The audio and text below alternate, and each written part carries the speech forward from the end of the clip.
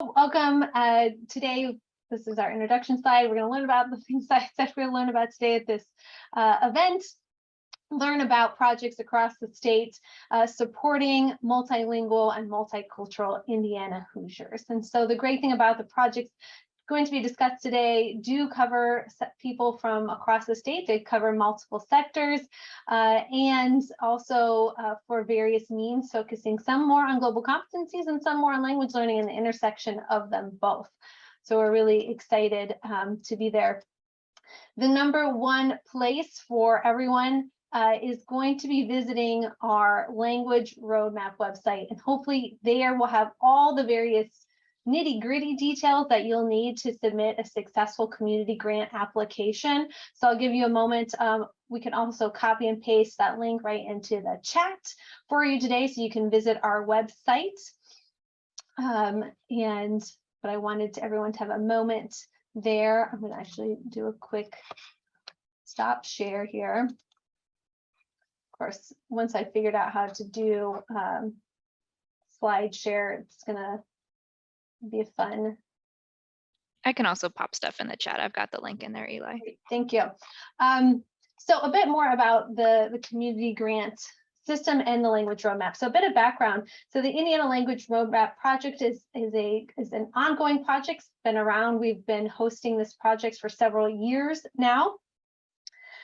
We did a great care to have it be a multi-sector project. So we have had individuals involved in it, learning about how to advance global competencies and language learning across the state, from the business sector, from health, government, education, and more. And the original leaders of the project really worked hard also to have representation from across the state. And one of the culminating original projects of this was to develop the Indiana Language Roadmap guide right here, which if you would like a hard copy, you can still write to us at lroadmap@indiana.edu and request hard copies, but they're also available on the website for you to download. The Indiana Language Roadmap project identified 4 key components for advancing those goals across the state. Priority 1 was strengthening the education pipeline through incentivizing internationalized teaching and learning, training more education teachers, or training more language educators, and enhancing the landscape for global learning. The second priority is to grow global Indiana through economic and workforce development by strengthening infrastructure for global employability, training service providers, and advancing global business capacity in Indiana. Third priority is to coordinate, collaborate, and connect by building networks and aligning our priorities together with these various sectors, with folks from all different parts of the state in alignment and working towards goals together. And the last priority is raising awareness, promoting our existing global identities across the state, increasing advocacy across the different sectors, and compiling important research. And as you think about what you might put together for your community grant this year, have those priorities in mind. One of the questions on the application explicitly asked you to talk about how your proposed project aligns with those goals. So definitely take a look on our website, download that document, peruse through it, and identify how your proposed projects may align with those priorities. The Indiana Language Roadmap was originally funded by a Department of Defense grant of the roadmap projects. Other states across the United States have had similar projects, including Hawaii and Wisconsin. And Indiana is one of those great states that has been able to take advantage of this opportunity. Our current funding for our community projects through the Indiana Language Roadmap is funded by a Department of Education Title VI National Resource Center grant held by the Center for the Study of Global Change at Indiana University. I want to thank our current governing board and advisory boards for the Indiana Language Roadmap. They're helping us get the word out. You can also take a look at our website and identify those leaders, and some of them are here today. So we'll all be able to collectively answer your questions about roadmap projects, but also what it's like to be involved in the roadmap project more generally. So we're here on hand to answer those questions when we get to our Q&A as well. We also have present with us past leaders of the roadmap project, Dr. Nichols, and so she's also on hand to answer questions too. And I think the really important part, I hope, through today's showcase and also perusing the resources available on the website, including our YouTube recording of the showcase from last year, which highlighted projects that took place in 2020 and 2021. So for more examples of really fantastic projects, you can also view that YouTube link and view more amazing projects that were partially funded by the Language Roadmap project.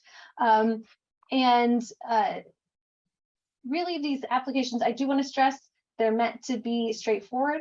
We don't expect novels written about your project. Succinct answers explaining your amazing ideas is preferred. And we really look forward to it. We are also available. You can contact us at lroadmap@indiana.edu. I also welcome you can contact me directly at econwest@iu.edu. You're welcome to just get a hold of me directly that way too. And we really do look forward to seeing some applications. I checked today, we already do have applications coming in, so I'm really excited to know that people are already engaged, turning applications in. If you still need a chance to revise applications, there's still plenty of time to do it. They are due on September 19th. So there's still a week of time left to get those applications in. But I do want to stress, if you haven't started your application yet, we try to be straightforward with the creation of them, and it should be doable to create an application and submit it by the 19th. So we do look forward to seeing those come in. And if anyone has a question now, I can go ahead and take a question, or we can go ahead and jump into our presentation today by community grant recipients. Feel free to put in chat, raise your hand, take yourself off mute.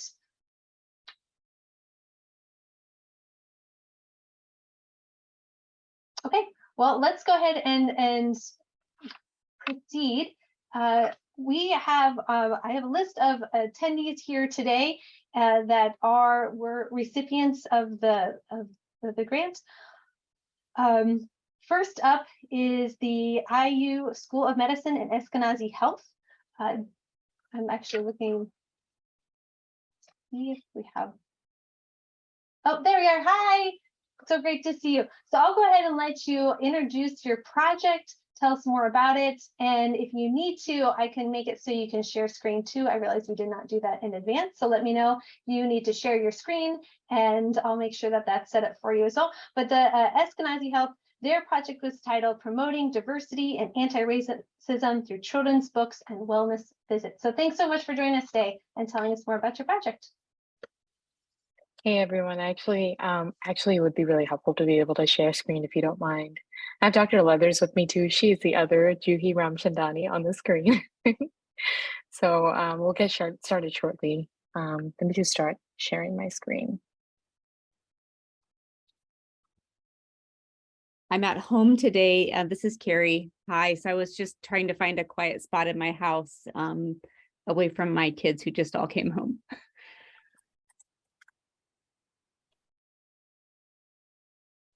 Okay, I think I made it so you can now share your screen. Yes, give me just 1 minute. For some reason, it's not letting me share my PowerPoint. Let me see if it'll let me share.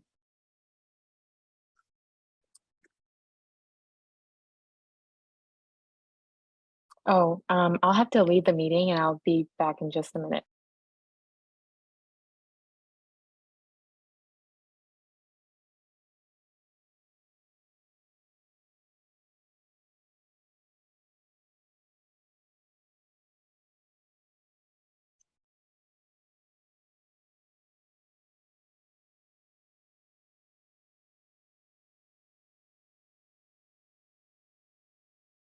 Oops, you're on mute right now.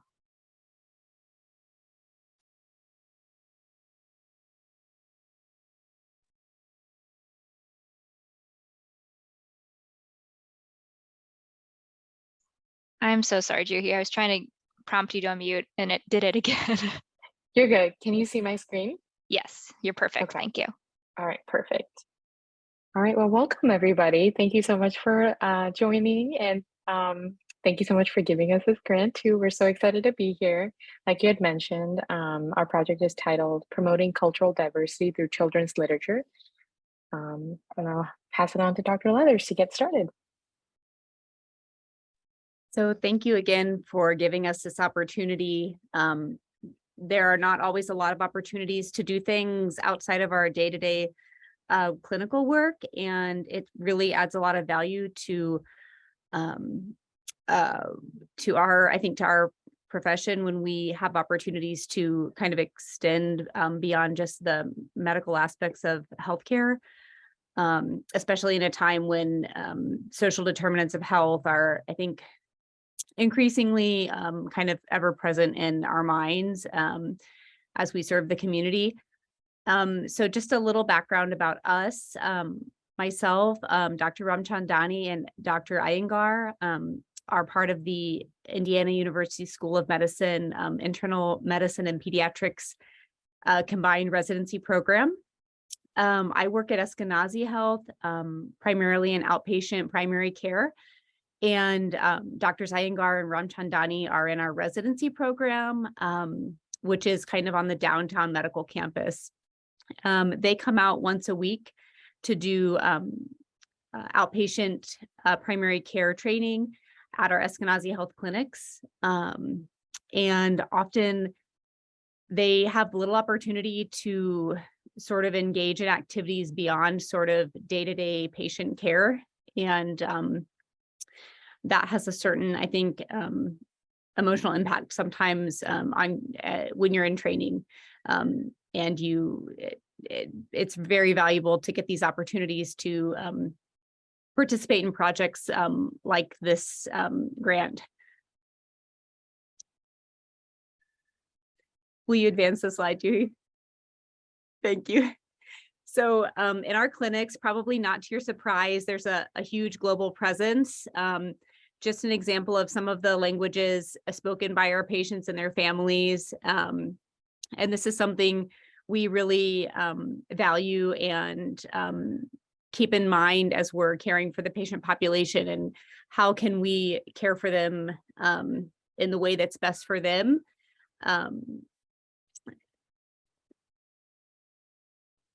We also know early literacy is just of a huge vital importance in our pediatric population. Just some statistics from the American Academy of Pediatrics website.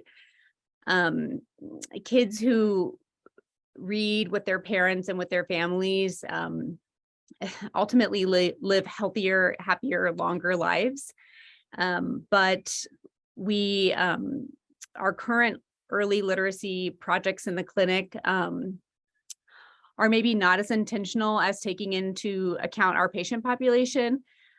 So we do hand out books regularly as part of primary care visits, but maybe not as mindfully as we could.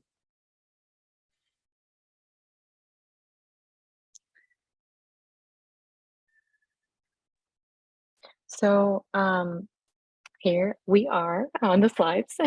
So while we all have unique and personal reasons for why we are involved in this project, I think I can say that we all share a common goal of wanting to improve representation of our patient population in the books they receive during these wild child visits, in the hope of starting to encourage and promote diversity at a young age. And briefly, here are some of the reasons why we all got involved. So Dr. Leathers mentioned that reading is an activity that enriches the development of children and families. Many children, however, do not have the opportunity to see themselves and their stories reflected in books.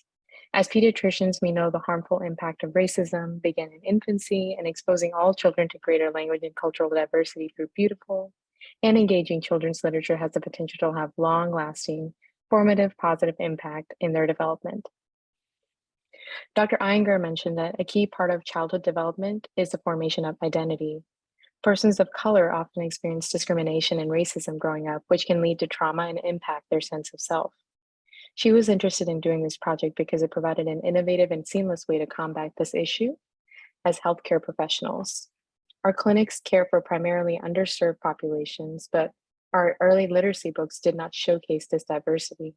By distributing books that reflect the ever-growing diverse and culture of our population, we want to encourage children to love a diverse world of many languages and cultures, as well as love their own identities and allow them to feel seen. For myself, reading was one of my favorite pastimes growing up. While I could find myself easily getting lost in the words of the books I was reading, I seldom saw anyone of my color or background being represented in the books I was reading. It greatly shaped many of the experiences I had growing up and may inadvertently create biases and barriers for persons of color starting from childhood. So as we started working in primary care, our literacy program was not very representative of the patient population we are serving. And these are just a few examples of some of the books we typically handed out as part of our early literacy program. There's never been perhaps an intentional effort, especially uniformly across clinics, in identifying books that are both not just visually appealing, but are also rich in representing many forms of diversity, be it through experiences, through color, sexual orientation, and whatnot. As you can see, some of the books we have in our clinic may have some elements of diversity, but maybe they're not the most visually appealing, kind of like the book at the top right, Margaret and Margarita. Or they're being written by, they may not necessarily be written by a writer from that diverse group, or they may be translated from English into a different language, which may potentially cause a loss of the original message that was intended by the book.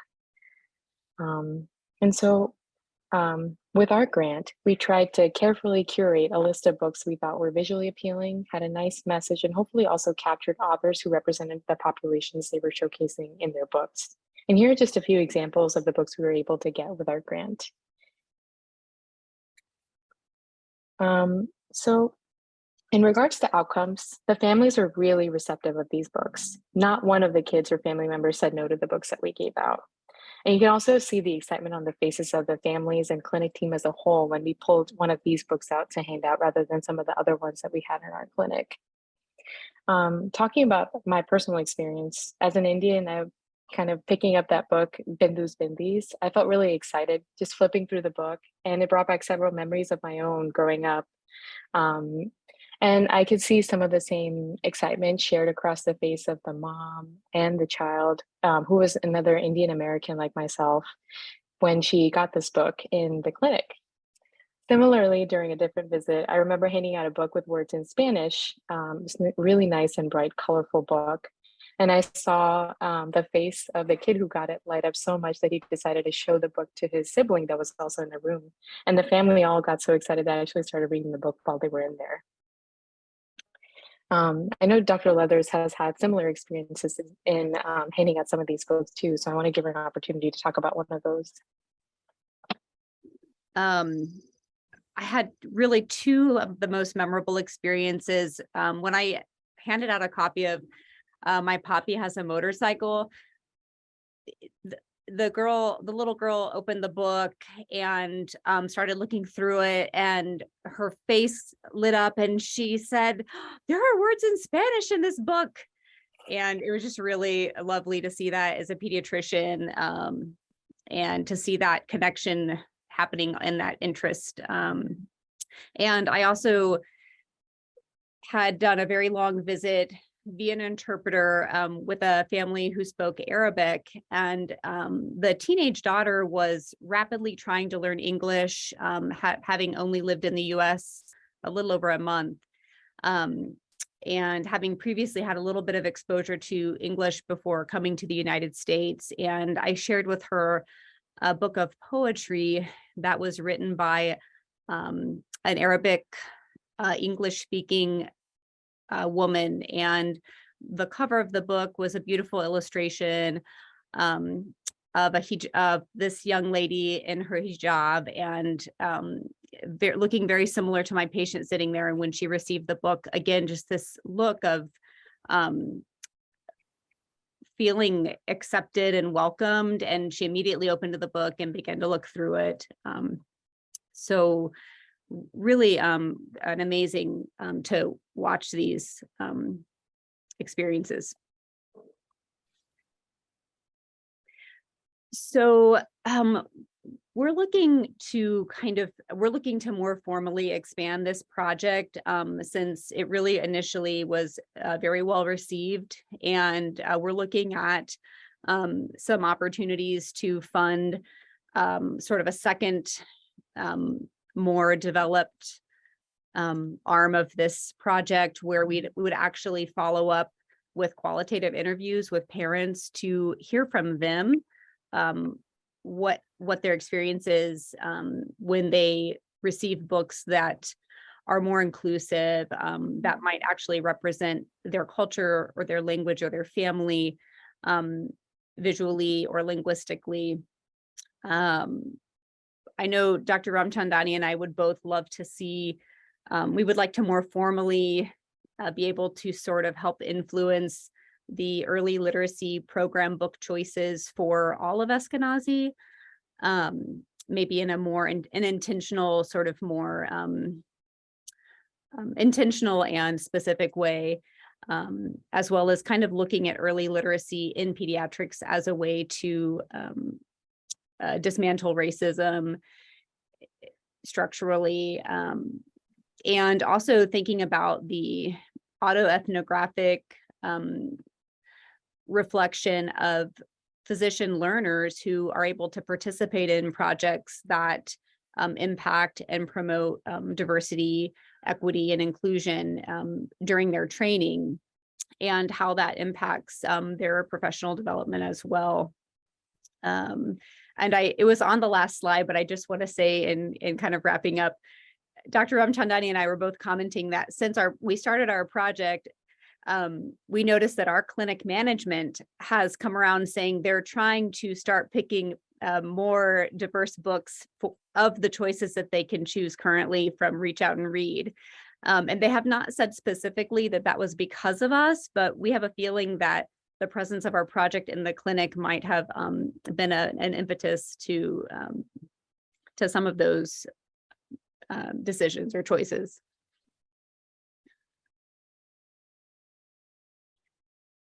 Thank you all so much for giving us the opportunity to participate in this project, and for listening to our presentation today. If you have any questions, please let us know, but otherwise, we wanted to thank you again for this wonderful opportunity that we were provided through the help of this grant. So thank you, everyone. Thank you so much for the presentation. I just, can read about these presentations in the documents, but hearing from yourselves and the impacts, and I like the reflection of your impact on yourself too. I really, what a wonderful kickoff here to our presentations today. So I'm going to move us along to our folks here at Logansport Community School Corporation, and their talk about the Multicultural Festival. And I do want to note, if you do have questions, you can wait until we're done with the presentations and I address the group, or let's feel free to use that chat function here to have conversations too. So thanks so much for the Logansport folks. Okay, thank you so much for giving us this opportunity. Okay, hold on, give me a second. Yijun, would you like to show your face? I have a colleague. Yijun, are you here? Hi. Okay, so this is my colleague, Yijun. Could you introduce yourself? Hi, I'm working at a Logansport High School with the Chunmei. And today, Chunmei is going to represent us because I have 2 little kids at home. So I don't think I would be appropriate to talk because they're going to interrupt me. So Chunmei is going to do the presentation. Let me know if you have any questions, Chunmei. Thank you. Okay, thank you. So this our project is a Multicultural Festival. So it's a city-wide big event for our community. So thank you. First of all, let me say thank you so much for the support from Indiana for World Language Roadmap. So we got a grant. That's why we can initiate this program. Both Yijun and I, we are the Chinese teacher at the high school. Okay, so the reasons, like the previous presenters mentioned, so because anti-Asian hate crimes and the colored people's concerns. So that's the major reasons. That's about the reasons when we thought about to start this program. So there's the Atlantic tragedy and Asian hate crimes and colored people concerned about threatening and threats, Blacks, Hispanic, and Asians. And then we go through a lot of preparation. So let me show you about the spiritual preparations. So we did some research about the social emotional learning and DEI, diversity, equity, and inclusion with social justice standards, and also encouraged by the courageous dialogues of Chinese educators, this group, and also based on the ethical standards, the multicultural and the multilingual competencies, and the training programs about DEI by Purdue University and global competence by AFS. Thank you, Jill. I got a lot of support from the training class and presenting DEI webinars hosted by CLT SIG groups and the CLTA NCR. And we got another slide about the preparation for logistics. So we applied for various grants from IU, IFTA, our school, and other agents. Started to do fundraising, selling food and products, and reach out to various vendors. You see the names, so I will not mention the names. We borrowed the sub laptop for student rehearsals, so they did a lot of practice. And we choose the place, Berry Ball, and we do some marketing strategies, including cooking classes and giving gifts to all the teachers in the district and give them this kind of awareness. And we are going to start the program. The other preparation, you can see we recruiting volunteers and designing the logos for Multicultural Festival and designing the bilingual flyer and designing the passport stamps, gifts, and t-shirt, ordering the decorations and purchasing the country signs, tablecloths, tapes, parade sticks, and boards and banners and markers. And the timeline, Yijun is a great organizer. So we asked for the school board for approval and start from early October last year and reserve the site. And they started the first fundraising by selling chopsticks. So even I brought chopsticks to IFTA. So start second fundraising by selling mooncakes with the culinary club in the end of October and apply for the community grant from Indiana University and start to apply for the mini grant from IFTA. And this is our timeline. If you want to see detail, you can take a look at this link. And we recruited the performing team members from March and reached out the potential vendor from the middle of February, including the military recruiters, publishers, United Way, the Embassy of the People's Republic of China in the US, and Tyson Food Company. And promote the event by teaching and rewarding teachers.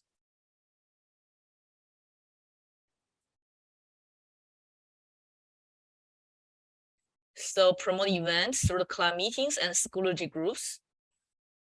And the once a month club meeting. And promote events through school media in the early April 2022, including the school event calendar and I talked to the principal and school morning announcements. So the whole school, we work together. Okay, even we recruit the principal to be our major sponsor. So we promote almost everywhere, school websites, school newsletter, Magpie and Bear broadcast, even the school TV, and promote the events through Chinese Club and personal social media, and promote the events through school lister to parents, students from March to April, and assign students to design, decorate their own country signs.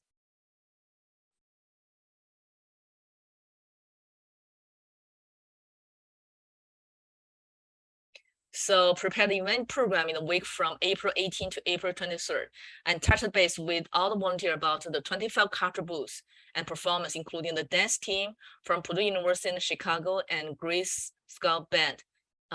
Thank you, Sun Laoshi, for your the dancing team. And decorate the event date and sign the culture booths on April 22nd, and send out a reminder letter to the volunteer and school public. So that's the program. You can see the program. So from 8 and then volunteers are needed drop, and 10 o'clock culture booths are open to public.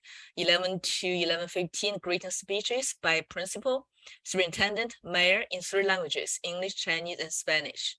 And the performance time and the pageant show time.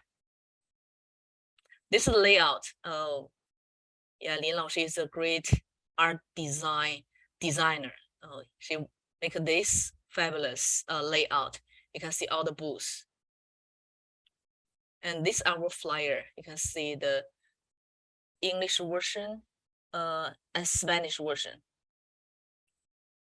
This is my students. They practice the dancing in my classroom. Yeah. So this is for fashion show practice. So we went to Tyson to promote the program and get some fundraising. We got a lot of meat from Tyson. So that's a practice. Okay, this is the event. This is the parade for different country. You can see their sign and the stakes. We in the variable, you see the dragon dance and parade. This is the booth, culture booth with the trifold flyers, posters, and the booth. And this is the group picture. Okay, this is the group picture. This is me. Okay, and Lin Laoshi and I. Okay, it's a still set. Yeah, sell some chopsticks. No, that's a pen. This is for check. The Guatemala, Laos. She's our teacher and parents, a student. So this is from another club. It's a dance.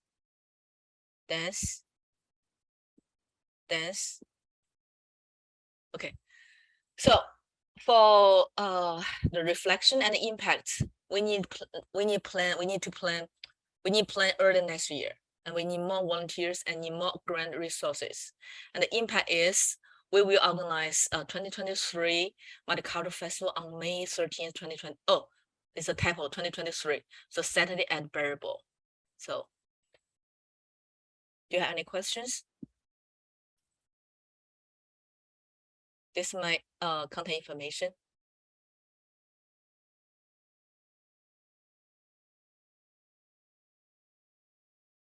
Okay, thank you again. Thanks, everyone. If you think of a question, you can feel free to put it into the chat. And I do want to go ahead and move on.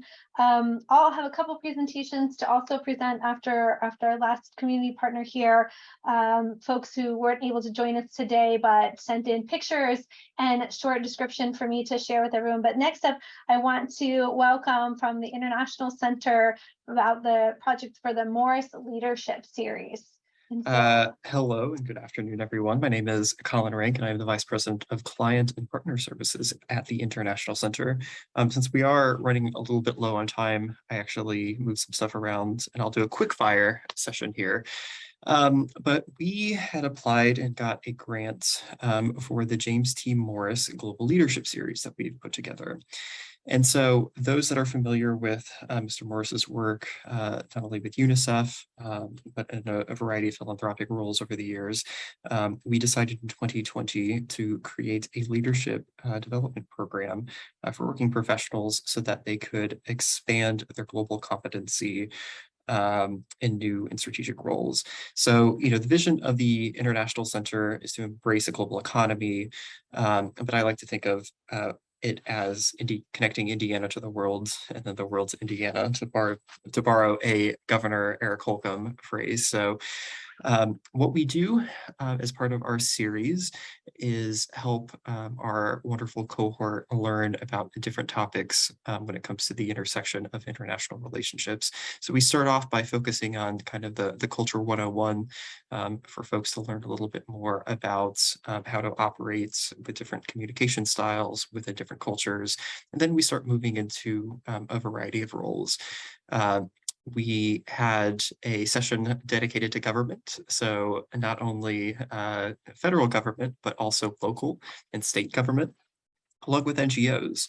And then we focus an entire day on the philanthropic efforts that a lot of nonprofits do when it comes to helping the world. In November, we had done an entire day on global business, so how international businesses work and operate in a global world. And then our December class was on global leadership, as we call it, our little mini MBA in a day, to help this cohort learn a little bit more about being global leaders. So our 2021 cohort was a wonderful, diverse group of folks representing a lot of different industries, including government, nonprofit, manufacturing, business, legal, financial, et cetera, et cetera. You'll see that I am listed there, and this was actually before I had joined the International Center when I was still executive director of the American-China Society of Indiana. And obviously I loved it so much, I decided to join the International Center afterwards. But part of this global leadership series, which is the only one that the state of Indiana offers, is really to create that cohort mentality. So it's not only about helping these young professionals learn and expand their horizons when it comes to international, but to create this sense of belonging. We heard quite a lot during this cohort that some people may have a passion for international, but their day jobs may limit their interactions with people from throughout the world. But some people would say, I found my people, I found my people. And so with that, we created a really great sense of cohort mentality. And so we still get together at least twice a year, so we can all stay in touch with everyone. So thanks to the Indiana Language Roadmap for giving us a grant for our 2021 Morris series. Well, I'll go ahead and go through. I've got two folks sent me their presentations since they were unable to be here today, and I'll go through those first, and then we'll really open it up for quick Q&A and asking our wonderful community grant recipients today more in-depth questions about their projects, but also about because we do have representations from our governing board as well. You can ask us questions about Greater Roadmap or specifically the upcoming grant competition. So the first presentation here, let me go ahead and share my screen again here, is our folks from the Immigrant Welcome Center and their project on Pathways to Literacy program. And so what they identified was that some of the English language learning needs here in the state were not being addressed because some of the traditional English language learning programs, particularly for adults, there was a level of literacy expectation for those learners that wasn't, some learners weren't ready for those level 1 ELL classes. And so they created a pilot program to bridge the literacy gap needed for those students, those adult students. And what the Language Roadmap was able to provide was funding to provide materials for those recipients, and specifically materials upon graduation from the pilot program. And so students in the course of taking this 10-week class created stories about themselves, and they were able to use the funds to get these stories printed at FedEx. Ginger Kosabuki and I were actually on the phone trading credit card numbers and so forth, so she could print these off and take them to the graduation ceremonies. And so the students took these materials home with them upon graduation from this program. I've got photos to share here of, let me see if it's gonna let me do this here. So here's some photos from the students in their graduation. There they are with their certificates there, and more happy students. Here's some students actually, this gentleman here on the left-hand side is actually receiving his book. And so this is the book that was developed in the course of this program. And it's a personal story, but printed for him, and then he can take it home with him and continue to practice his literacy skills before joining another English language learning program. And I think I've got one more. And here's another cohort picture of the graduates here at the conclusion of the project with their certificates and with some of the material that the roadmap was able to fund printed for these students. So they were able to take these materials home, continue to practice their literacy skills, and then be prepared to join a level 1 English language learning program as their next step. So it's really exciting, and they're hoping to continue this program and expand it to continue serving as a bridge there for this project. The next project is the International Center for Intercultural Communication and their Indiana Workplace English Collaborative. So what we were able to do with them was fund an intern, so a student intern, to work on their project. And specifically, they were the intern worked on organizing a workshop for business leaders who might be interested in on-site workplace English classes. And so this intern was able to identify potential business partners, community partners, spread the word about this, help organize the actual workshop of the day of, getting the Zoom set up and inviting people to participate and getting a room space because it was hybrid and so forth. And so this intern was able to tackle many different aspects of organizing that workshop. They said in the future, they hope that the workshop grows bigger and that they're able to reach a bigger group of business leaders, but that it did yield new community partners. So the workshop was overall seen as a success. And during the course of the project in the fall of 2021, the other exciting development was that their first that there was a business that identified to be an on-site workplace provider of English as a second language courses. And so they were able to establish a community or a business partner in this work and move forward with the project. So that is an exciting development. So we were actually able to help fund that intern for this workshop. And so I do have some photos of the team. So first, I think I've got a team there from the International Center for Intercultural Communication. I believe that the intern is the person here on the right-hand side. And then some photos of the hybrid workshop. So you can see they did it. Some people were in person here. Some people joined them on Zoom. And they were able to host this workshop, get people in the room talking about this development here. So I think that was the last slide there. There are a couple other projects that we were able to fund. One with the University of Indianapolis, and then also Batesville Community Schools. And so if you want to read more about those projects, I don't have photos to share, but if you want to read more about those projects, you can find them on our website if you just go to our community grants page. So we're really excited to have such a great group of community grant recipients this year, and we're really looking forward to seeing the applications for this next cycle of applications.